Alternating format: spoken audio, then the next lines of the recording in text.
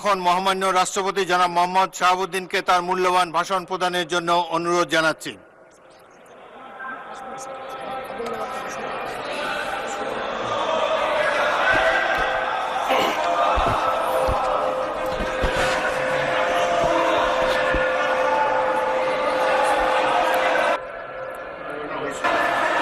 মাননীয়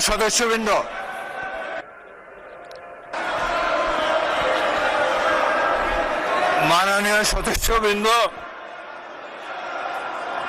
অনুগ্রহ করে আমার কথা শোনার চেষ্টা করুন। মাননীয়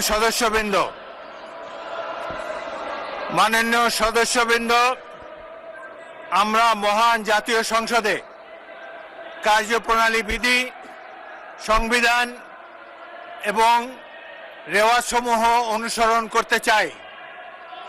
আপনারা এখানে কোনো খারাপ প্রেসিডেন্স উত্থাপন করবেন না।